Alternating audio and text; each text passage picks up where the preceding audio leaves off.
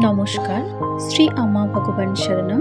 এখন আমরা শ্রী পরমজ্যোতি ভগবতী ভগবানের চমৎকার শুনব। আমি গুড়িপল্লী থেকে রানাম্মা বলছি। ভগবত ধর্মের স্মরণে আসার আগে আমি পেটের প্রচণ্ড ব্যথায় কষ্ট পেতাম এবং এ বিষয়ে ক্রমাগত নেতিবাচক চিন্তা করে মানসিকভাবে অস্থির থাকতাম। একদিন কুপ্পম ডেন্টাল হাসপাতালের একজন সেবকের মাধ্যমে আমি সত্যলোকের গোল্ডেন রকে আসি।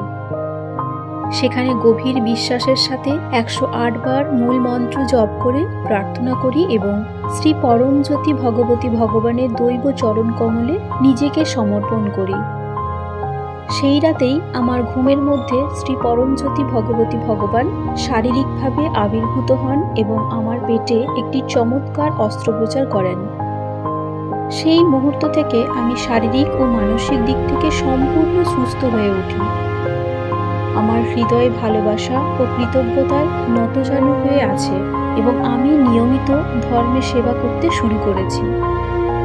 জয় বলো মহিমা প্রদাতা শ্রী পরমজ্যোতি ভগবতী ভগবানের জয়।